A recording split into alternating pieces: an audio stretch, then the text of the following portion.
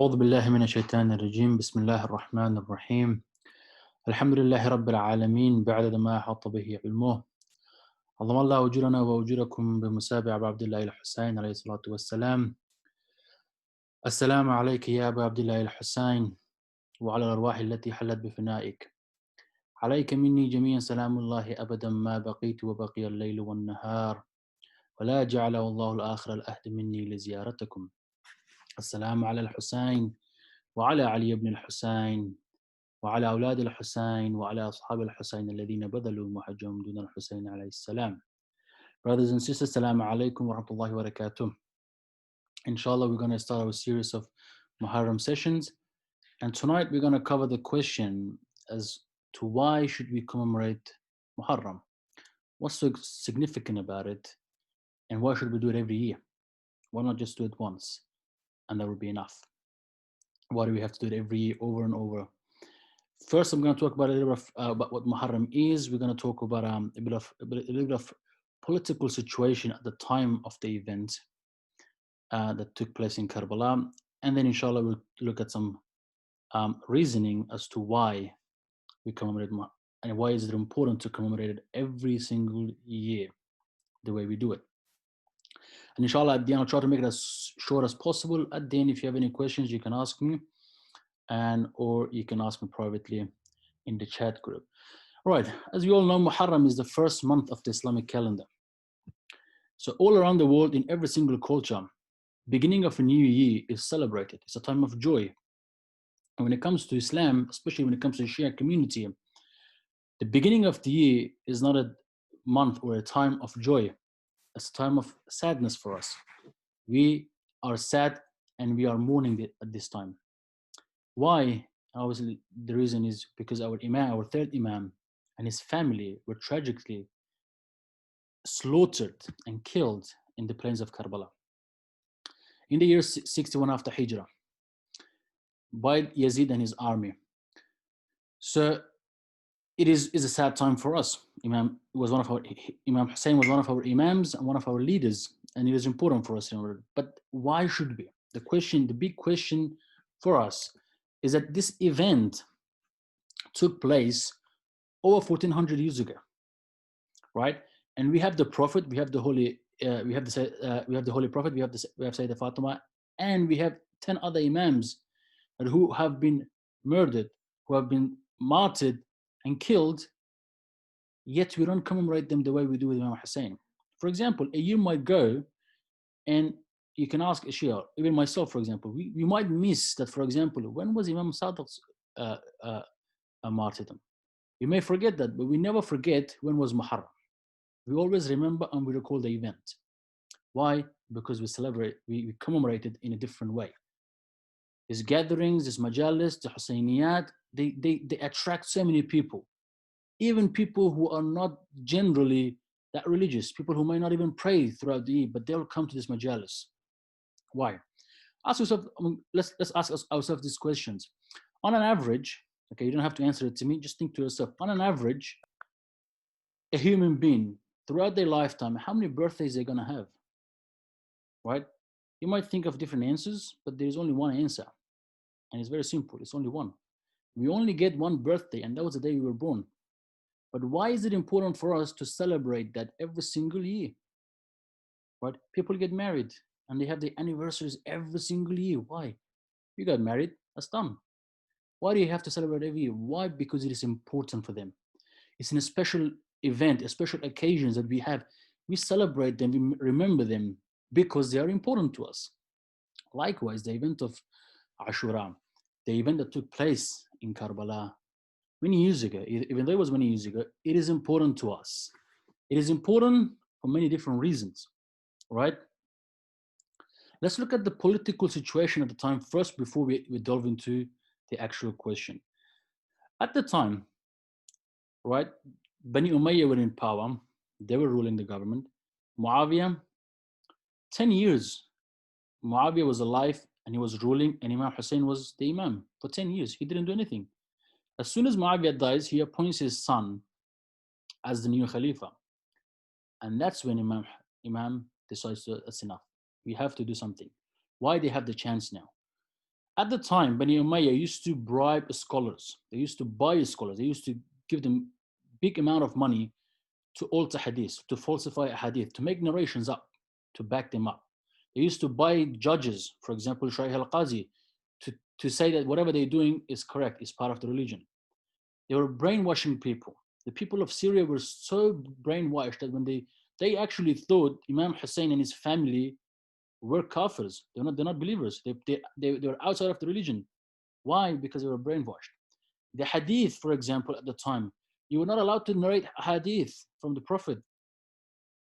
They were banned. You couldn't narrate the hadith, and they were banned, and they used to keep getting altered. And people were forgetting the actual religion. People started bringing their own opinions, their own likings to it.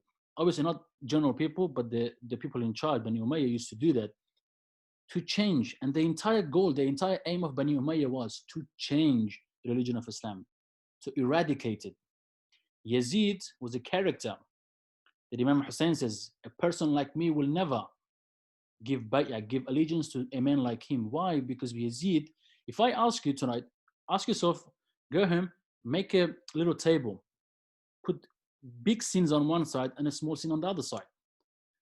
Almost every single one of us will name few sins as the big sins. They're going to be common, like things like murder, things like backbiting, things, for example, like committing adultery, things like that, drinking alcohol even. We will put them as big sins. And Yazid was a character who used to do these sins publicly. Everybody knew that. So just think about it. Your leader is doing everything that Islam says don't do it publicly. His best friend was a monkey. And when his monkey died, he forced the Muslims to mourn for 3 days. Ask you, just think about it. I get to mourn 3 days for a monkey, but I don't get to mourn for the Prophet. Does that make sense? No. That's what they used to do. Yazid was in leadership for 3 years. And in these 3 years, he did few interesting things. They were not interesting, they were sad, they were heinous. In first year, he kills Imam al-Hussein, the grandson of the Prophet. He kills an imam. In second year, right, he attacks Medina, the city of Medina, and he disrespected the grave of the Prophet. And his third year, he attacks the Kaaba and destroys the Kaaba. So ask yourself the question, would you dare, any Muslim in the world, they don't have to be Shia, would you dare to pick up a pebble and throw it at the Kaaba or at the grave of the Prophet? No way. But Yazid did that. What does this show? That he never believed in Allah, he never believed in the religion. And he even said it in his court when he was giving a speech. He actually admits that he doesn't believe in the religion. So, coming back to Muharram, coming back to Ashura and the event that took place in Karbala. Why was it important? Was Imam Hussein after power? No, he gives a big sermon and he clearly says that I'm not after power. I am doing this. I am rising. If I'm doing anything, I'm doing it to uphold the message of my grandfather, to make sure the religion of Islam stays intact. Now, if you were saved, right, you and entire family were saved by someone, you were about to die, and this person saved your lives.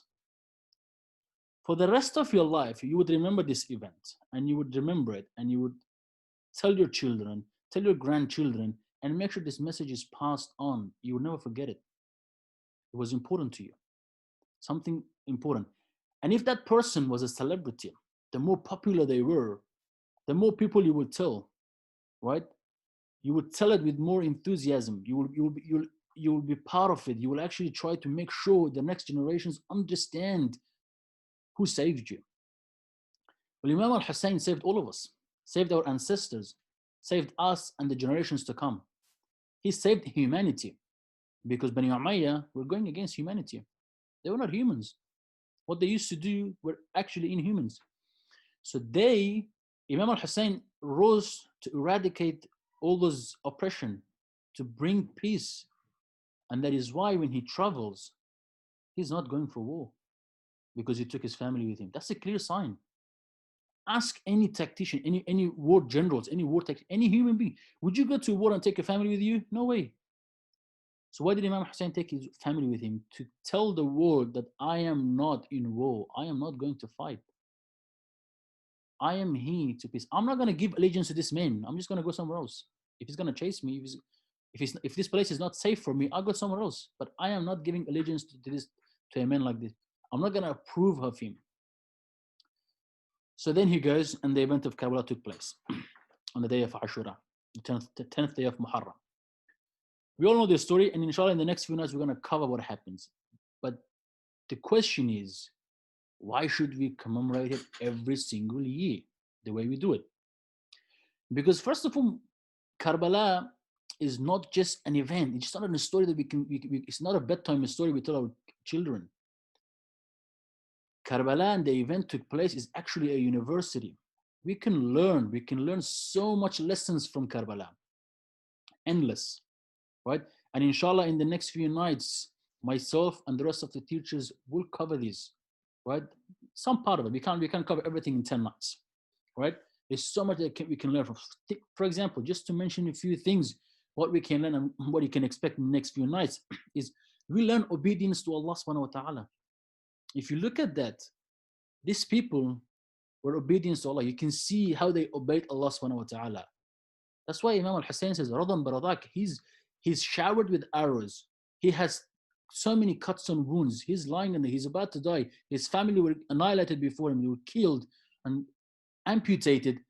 And he's looking in the sky and saying, oh Allah, I'm pleased as long as you are pleased. This is showing obedience to Allah subhanahu wa ta'ala. That he is obeying Allah's command. Allah wants him to be in that state. Allah wants to see him in that state. He's happy with that. That's why Sayyidah Fatima, Sayyidah Zainab salamullahi alayha, when she goes to the court of Ubaidullah ibn Ziyad, and when she asks, what did you see? We killed your family. We killed your brothers. We killed your friends. And Sayyidah Zainab says, Ma ra'aytuhu illa jamila. I saw nothing but beauty.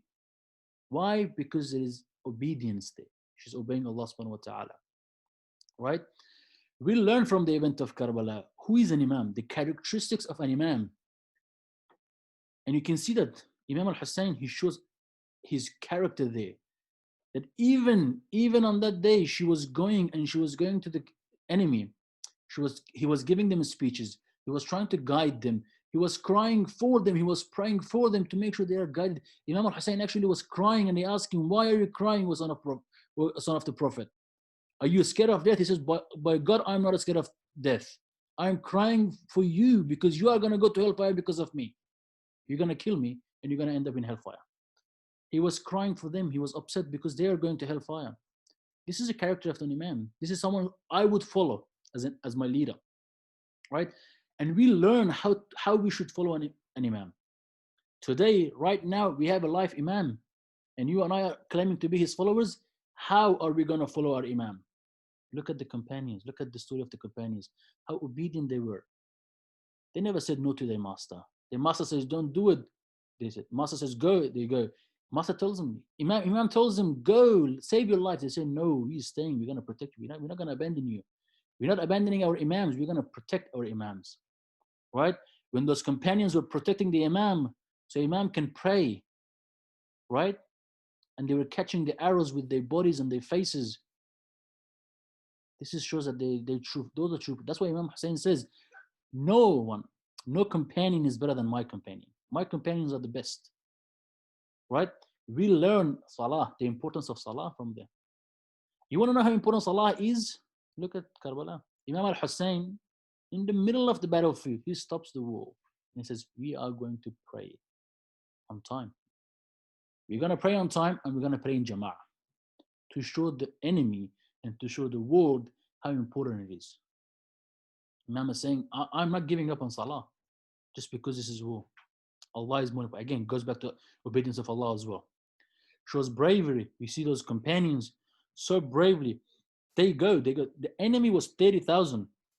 I showed a picture last year to some of my students, like a picture of the camp of Imam Hussein, not picture from that time, just seeing it, just like a painting picture. The camp of Imam Hussein, imagine 100 people against 30,000 people. That is massive, right? And these people had to go against that. They had to fight against 30,000 people. They were not scared. They were brave. They were fighting. We see loyalty. Imam asks them, leave me, go. They say, no, we're not leaving you. Even if we die and we come back to life. And this happens 1,000 times, we're going to come back and we're going to protect you. We're not going to leave you. If you wanted to leave you, we're not going to come here. Faith. You want to learn about faith? People want to, for example, come to me sometimes, ask me, how do I become a spiritual? How do I get better in this aspect? I say, look, go study Karbala. Because you're going to see faith there.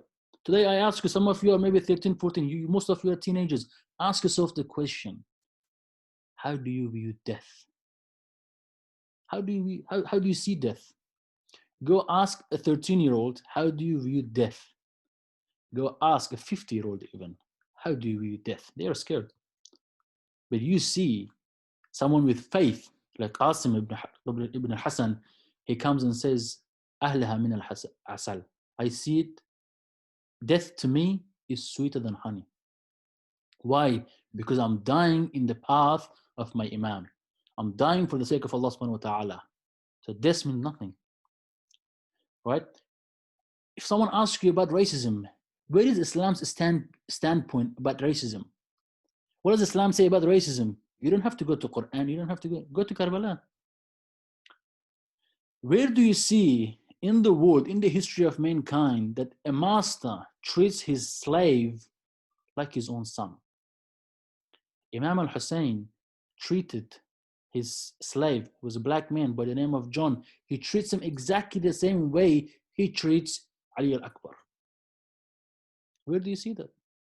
This shows that there's no racism, right? Interface, working with other faith. Did Imam work? Yes, it did. There were people who were Christians, and they joined the army of Imam al-Hussein, right? Like Wahab, he joined it, right? I'm going to answer your question, Lina, at the end. So we see that there is no racism in Islam. Islam says no, everyone is equal. Okay, we see brotherhood. The example of that, the clear example of that, when we come to Abu Fadl Abbas, we see brotherhood. He was a brother, but he was the best of the brothers, right? When it comes to the concepts of hijab and modesty, we see that there, that the ladies were there, Sayyida Zainab and the rest of the females, but they never abandoned their hijab. They were modest. They kept their modesty, same as the rest of them, right? When it comes to forgiveness, you all know, you were probably thinking of the story of Hur ibn al-Yazid al-Riyahi. Hur comes and Imam says, we forgive you. Forgiveness is given. We are a family of forgiveness. You're forgiven. Yes, you made this happen. You forced us. You blocked our path. You made us to be here. You diverted us here. We're going to get killed, but we forgive you. Again, there's so many other lessons that can be learned from Karbala. But these are just few, and we're going to cover them in the next few nights. This is enough for me to study this, because we need to learn. We need to learn our history. We need to pass this. We need to educate ourselves and our children and our grandchildren and the generations to come. Why? Because when you look at history, the purpose of history, Allah says in the Quran, look at the people before you and learn from them. We have to learn from history. Why? Because history repeats itself. Right? How does Karbala reflect today? The reason you and I should commemorate it today, because there is a direct connection. Back then, there was an imam, there was a ma'soom imam who needed help, and people didn't help him. People went and killed him, right? People invited him, the same people who asked him to come, we're going to support you, draw their swords against him and killed him. You and I today have an imam who is alive, who's asking for our support. You and I are calling, Allahumma ajil li waliyika al-faraj. What does it mean? We are doing exactly what those people did. People of Kufa, we're writing him a letter, sending him a letter. Come, Imam, come, we're going to help you. But when he comes, what are you going to do? Are we going to be like them, or are we going to be like those 72? Right? The Imam Sadiq says, كل عرض كربلاء وكل يوم عاشوراء. What does it mean? Every day is Ashura, every land is Karbala. Right? I tell people before, my students, think of that as today. right? Every day you wake up, say, today is Ashura and this is Karbala. Where is my stand? Where am I going to stand? I'm going to be in the Yazid's camp or am I going to be in Imam Hussein's camp? Every time you're about to do something, ask yourself, will Imam al-Hussein do this? Yes or no? If no, then don't do it. If Imam al-Hussein would do that, excellent, I'll do it. Right? Today, there are people who, with the same ideology of Yazid, his descendants are still exist with the same mentality. They're trying to eradicate humanity. They're trying to look at, for example, you see people like, you see groups like ISIS. They're no humans. They have no humanity. They're trying to destroy humanity. They're trying to destroy Islam. And that is why you and I should take a stand. We should learn. What did Imam Hussein do? Did Imam Hussein tolerate that? Did Imam Hussein tolerate oppression and injustice? No, he didn't. Then why should I? Right? Imam Hussein stood up for haqq. And I'm going to do the same thing. And we are going to prepare ourselves, okay, by looking at Karbala. I said we learned a lot of things from Karbala, the event that took place. And people, when the non-Muslim come and ask us and question us, they're going to question you about your religion. They're going to question you about everything. You can go and say, here, these are the answers, right? This is my religion. Even people from other schools of thought, when they talk, look, this is my leader. This is what I'm following. I'm following a man who was like this, right? And Imam Hussein showed every proof to them. They killed his 6 month. For what reason? This is clear history. If you tell any human being, because Imam Hussein stood for humanity. If you tell any human being that there was this man and this is what happened to him, this is how they killed his children for no reason. He didn't do anything. They will sympathize with you. They will cry for you. And this is important. This is why we should pass on the message to tell people this is what happened. This is what you learn from. And you and I also need that. Right? Think about it. This year is the best example. At the beginning of the year, we had all those bushfires in Australia, right? Yes, some people got affected directly by the bushfire. The rest of us, well, alhamdulillah, our houses were safe and we were not affected by the bushfire, but the air got polluted. We had this pollution in the air. That's also affecting us, right? So we had this, it was hard, and then as soon as this was over, we had the coronavirus coming in, and it affected the entire world. Affected a lot of people, right? Mentally, emotionally, physically, financially. People at points like this lose hope, lose faith in Allah subhanahu wa ta'ala, right? We could easily become demotivated about it. We question Allah's justice and go, oh Allah, if Allah is just, what is this happening to us? Why isn't He saving us? People are dying around the world. Look at these people fighting in wars. Yes, this could play around because this is shaitan playing with your mind. Our faith could get a little bit deteriorated. We're going to become a little bit thin. Then we need Muharram, because when you come to Muharram, have you ever noticed when you go to Muharram, this majalis, every night you go, you come boosted. You're hyped. You're spiritually boosted. You want to become better. You make new plans. You make new pledge. You make new allegiances. You want to make new plans for your year because it's the beginning of the year anyway. You have to make plans, and we usually do. And believe me, like I've seen a lot of people, myself and others. I told them they decide in Muharram. And you know what? This year I'm gonna do this. I'm gonna achieve this. I'm gonna be better. I'm gonna make sure my prayer is on time. For example, I'm gonna make sure I'll do all my wajibats, and then they try to do more mustahabbat to get better and better. Because we need that. We need that boost, and Imam Hussein gives us that boost. And the other reason is that our imams, the rest of the imams, they used to commemorate this in a special way. And they recommended us, they told us to do it. Imam al-Rida told his companions, if you are going to cry, even if it's fake cry for Imam al-Hussein. Right? The reason they say if you cry for Imam al-Hussein, your sins are forgiven is because what he sacrificed, what he gave for this religion, for this humanity. He gave so much that Allah says, Allah rewarded him. But you know what? If you cry for Imam al-Hussein, you're forgiven. Your sins are forgiven. Of course, that doesn't mean you 11 months of the year, you go do whatever you want and then come back and say, okay, I'm going to care for my sin and everything's going to be all good and forgiven. No, that's not going to be the case. So inshallah, in the next few nights, we're going to cover these stories. We're going to look at this few companions and the family of the Imam and the lessons we could draw from Muharram, from Karbala, from what happened on the day of Ashura. Right? And inshallah, if you have any questions, Lina asked me a question. Is it haram to have slaves? No, it's not haram to have slaves. However, nowadays, you need to know, nowadays there's not much of a slavery happening these days. Back in the times, there were more. But having it, just like anything else in Islam, everything has rules and regulations. Having a slave have its own rules. How should you treat a slave, right? And like look at our imams, for example. Our imams treated their slaves like their own family. They Imam al-Rada used to call all the servants and all to come sit together. We're gonna eat together on the same table, right? For example, Imam al-Sajjad used to buy slaves, and on the day of Eid, he used to free them. Go, you're free.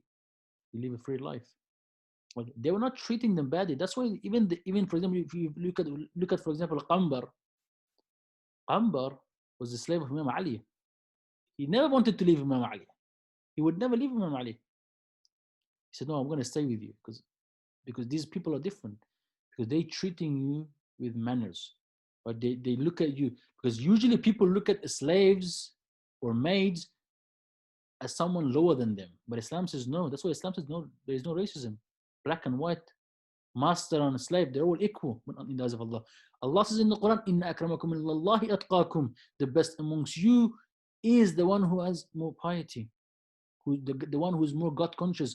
That is the best of you amongst you in the eyes of Allah. Not who's master, who's rich, who's poor, who's white, who's black. The color, it doesn't matter. The wealth doesn't matter. It's your taqwa.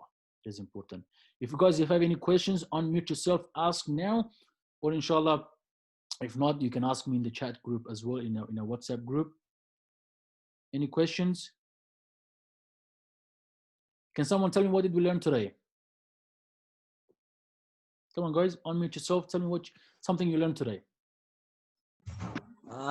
So today we learned about Imam Hussein and the things that he did in Karbala and how he saved humanity. Hassan, thank you, brother. Anyone else?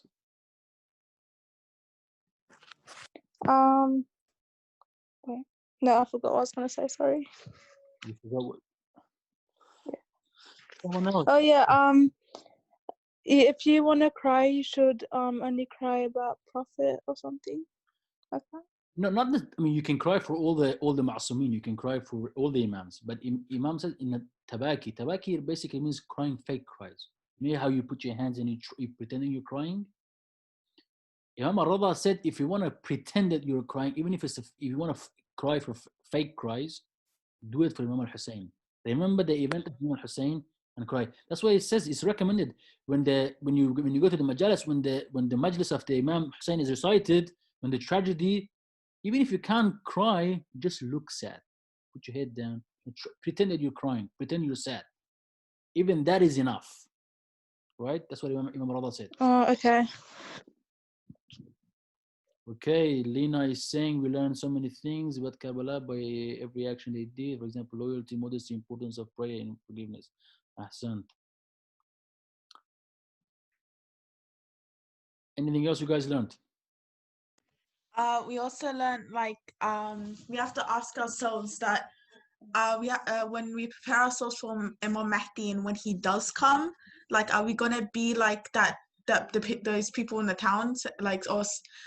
When they said, "Oh, come, we need your help," and by the time Imam Hussein came, they turned their backs on him, and only 72 people joined him. So are we gonna be like the people from the town, or like the 72 people, or something like that? Excellent. That's a very good question. Remember that كل يوم عاشوراء وكل أرض كربلاء. Every day is Ashura. We say this. We said you've heard of it. Every day is Ashura. Every land. We think this is for there. But obviously our time is limited.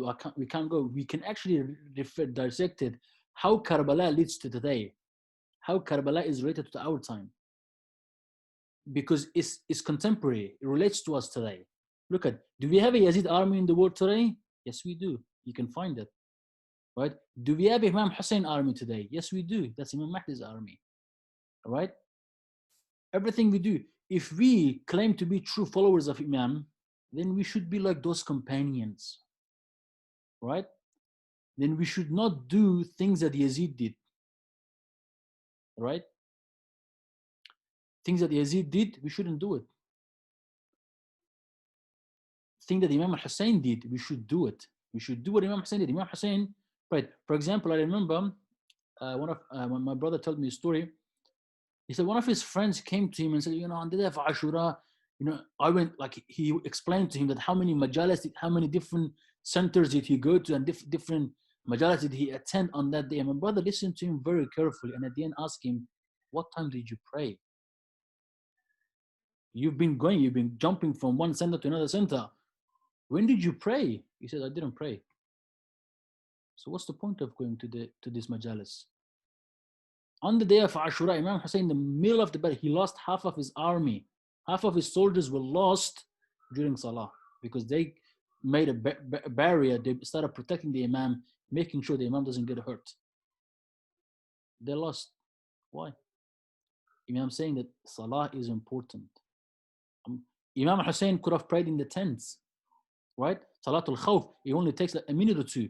He could have prayed in the tent, but he came out to show the enemy, to show everyone that Salah is important.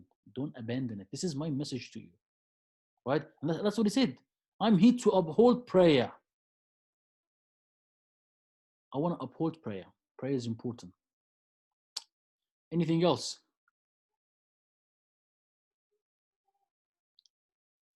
Okay, with that being, we're going to conclude our session, inshallah. You can join in tomorrow with the same link, same time. And inshallah, throughout these nights, for these 10 nights, myself and other teachers will be here, and they will give the lectures on different aspects of Quran and lessons we could learn from them. Okay? And if you have any questions, you can ask them. If the time doesn't allow you, you can put it in the WhatsApp group. You can ask your own teachers, or you can ask myself. And inshallah, we'll answer your questions to the best of our abilities. وآخر الدعوانا الحمد لله رب العالمين والسلام عليكم جميعا ورحمة الله وبركاته.